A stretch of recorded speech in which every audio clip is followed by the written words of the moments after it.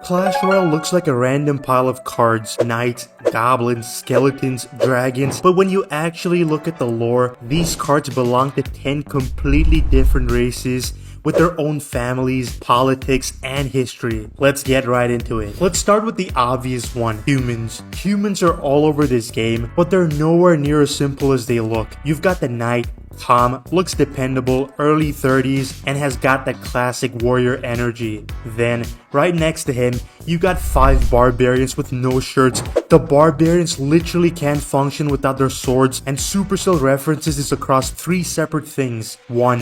The Clashorama episode Ballad of the Barbarian has one falling into full depression after losing his sword. My sword! I lost my sword! Oh no, it's my best friend. If you read the Raged Barbarian's Clash of Clans description, it has a reference to a sword. And the third one, there's a decoration in the game that reads swords, and this just tells us, man, barbarians don't enter the arena without them. That's one character detail hammered home across years and multiple games across Supercell. The Hog Rider is in his 30s and his sister is the Ram Rider. 2 siblings, one rides a hog and the other rides, I think, a goat. But to be fair, they both got that same chaotic energy. The hog he rides is almost certainly a common warthog based on the tusk shape, and according to the Clashorama shorts, it's heavily implied to be as sentient as a human. It plays cards, it trains, it sings, all in English according to the lore. Then, we got the royals. The Prince, the Dark Prince, the Mega Knight. The Prince lowers his lance and just runs.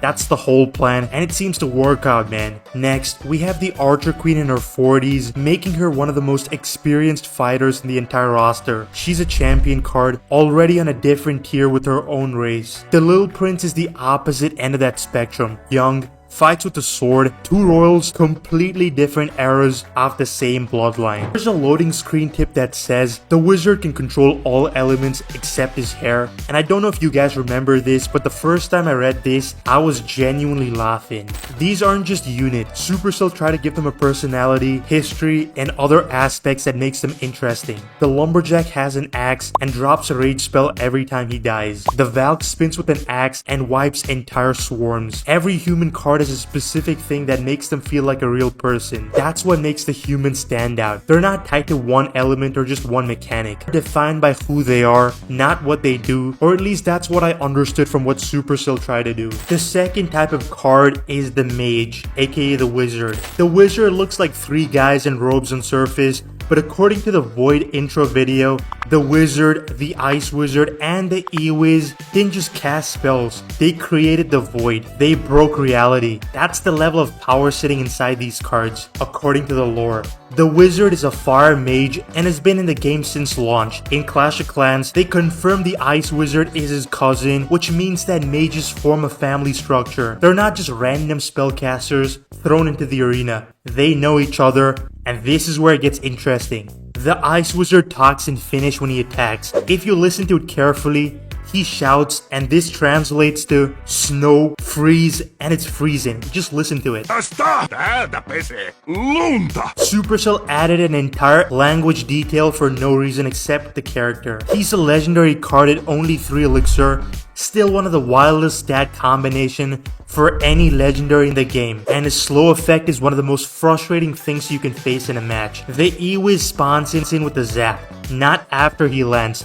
The moment he arrives, his intro video confirmed the E-Jack to be his pet, so when you play both together, the lore pretty much says the E-Wiz is going to war with his dragon. Now, every mage owns a specific element and goes with it all the way. The Fire Wizard for swarm clearing, the Ice Wizard for shutting down movement, the E-Wiz for resetting threats, and underneath all of it, it seems like 3 cousins who somehow cracked open a new dimension together, and that's just the lore, man. The third type of card is the Witch. You might be thinking witches are just female mages. No, they're not, and Supercell was pretty clear about that. The Witch is a necromancer. In Japanese, her name literally translates to necromancer, and she doesn't work with the elements that the mages do. She works with death. Every 7 seconds, 4 skeletons spawn around her automatically. She doesn't cast anything.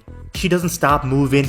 They just show up because she exists. Here's something that most players don't know. According to Clash of Clans' YouTube video, the witches' skeletons have names: Larry, Kevin, Toby, and Carl. Supercell named all 4 of them. They didn't have to. That's the level of detail this game hides in places nobody looks. Now, the Night Witch is her sister. Supercell confirmed this in a karaoke contest video. The Night Witch does the exact same thing, but with bats instead of skeletons.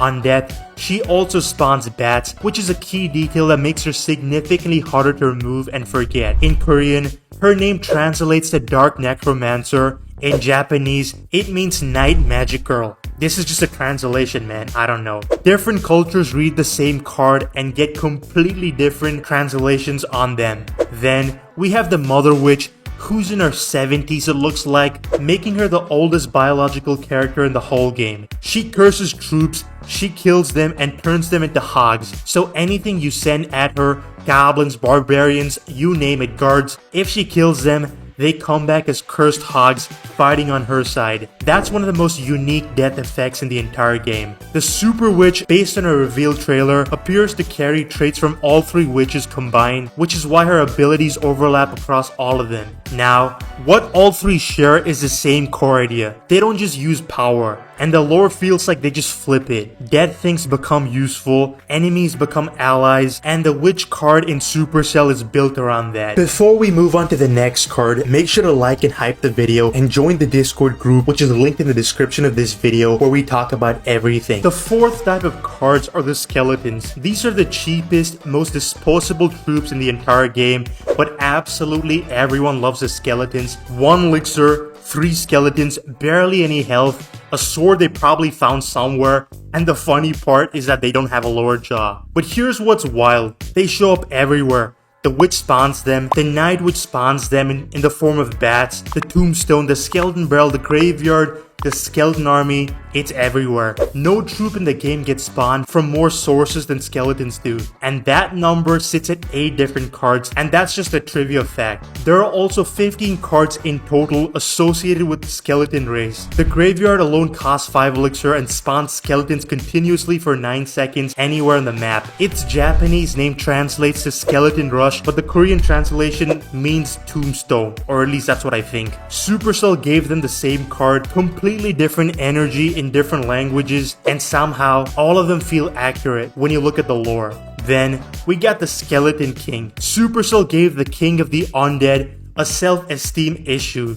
He also turns more blue the more souls he collects during a match. I noticed this in a random ladder match and had to go look it up because it's something that I thought was wrong with my screen, and I don't think most players even catch it. On April 28, 2022, the official Clash Royale Twitter confirmed his soul collecting ability had been activated 130 million times across all players. The giant skeleton laughs when he's deployed and carries a bomb on his back. His Ushanka hat is a reference to Road of Bones, a Russian highway where 1 million prisoners died during construction. And according to a Clash-O-Rama comic strip, a regular skeleton is actually the giant skeleton's child. So within the same race, cheapest card in the game and one of the biggest are a parent and a child, and that's some crazy lore for you. The reason skeletons work as a race is that dying doesn't mean anything to them. Just think about it, man. The Skeleton King absorbs death, the giant skeleton explodes on the way out, every skeleton card treats death as a part of the plan and not a problem, and that's pretty much how Supercell had designed this card and the lore with it. Coming in at number 5, we got the goblins, and the goblins are greedy. The game tells you this directly, and their history backs it up, to be honest. In Clash of Clans, they carried bags specifically to steal resources, and the personality carried over to Clash Royale even without the bag. They switched to daggers, but the DNA stays the same. They're also more dangerous than most players expect. Goblins outdamage skeletons in nearly every matchup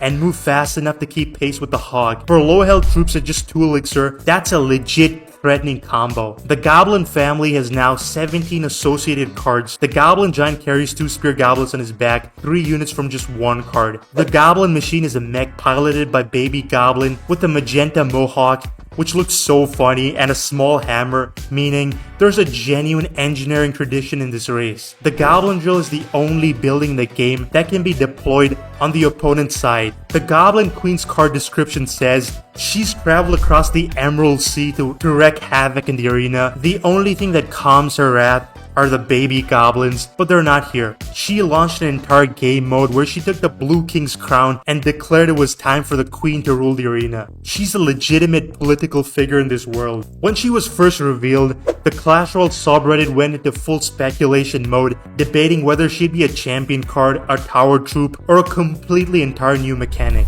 Here's a detail I find the most interesting. According to the Clash franchise lore, the goblin intelligence actually depletes with age. Most goblins lose the ability to speak full sentences over time. The Goblin Queen is one of the few in the franchise to retain full intelligence and to speak English fluently according to the lore. She's an exception with her own species, which explains a lot about how she ended up in charge. At number 6, we got the dragons. The dragons in this game aren't just random creatures, they're brothers. The baby dragon is the youngest, a fire-breathing hatchling who hits both air and ground troops with splash damage. In Clash of Clans, baby dragon goes into rage mode when no allied troops are nearby because they get distressed from the loneliness. That's their written lore. They need company or they just spiral. There's something genuinely sad about that when you think about how often you drop a lone baby dragon into a push. And when I read the lore, it made me think about this, believe it or not. The Inferno Dragon is confirmed to be the same breed as the baby dragon,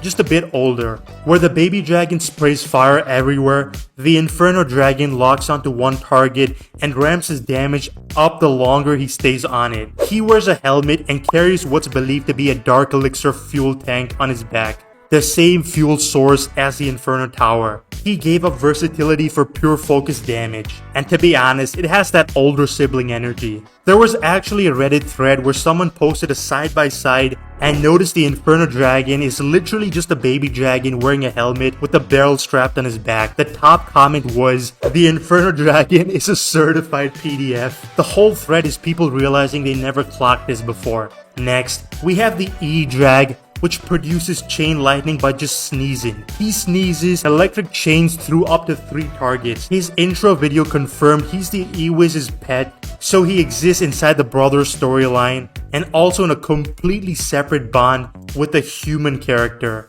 The Skeleton Dragon is 2 undead dragons flying in formation, breathing fire at swarms. This looks like a different branch of the family tree, still firmly in the dragon race. And then there's a Lava Hound, which is described as a creature made of just actual lava, floating through the sky as a flying tank.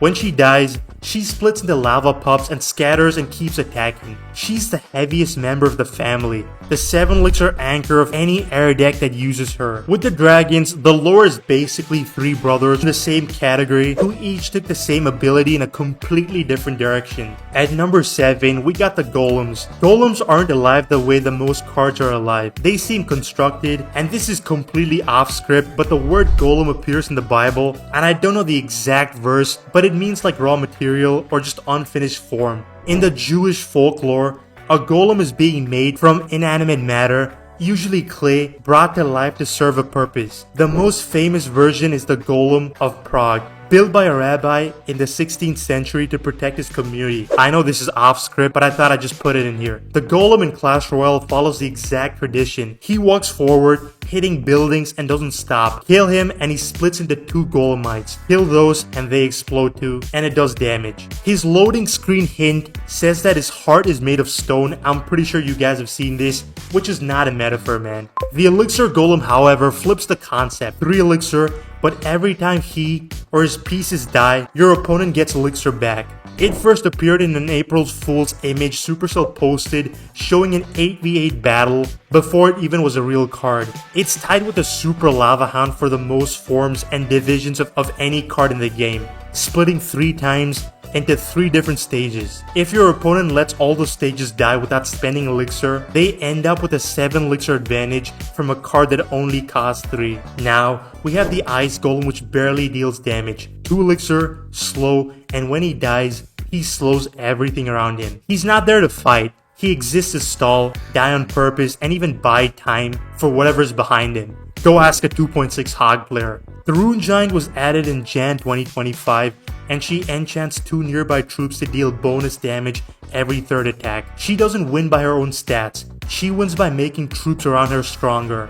Now, I don't know if the bowler fits here, but maybe not biologically, but mechanically he feels like it. He's a giant blue humanoid who rolls boulders down a lane, and his projectile can hit the same target twice, once going out and once coming back. In the Clash mini lore, he was OG classified under the Goblin class, a giant blue boulder rolled grouped with the green sneaky resource thieves. But if you look at this card archetype, it's all built around patience, man. None of them rush, they absorb everything and just keep moving. And I thought I'd just share that. At number 8, we got the spirits. All 4 spirits cost just 1 elixir, and all 4 of them die as part of their attack. They don't attack and survive, they attack by dying. Spirits are part of a group of 8 troops in the entire game that work this way, including the wall breakers and the battle ram. The Fire Spirit throws itself at enemies and explodes on impact. Among all the area damage troops in the game, it has the largest damage radius, 2.3 tiles.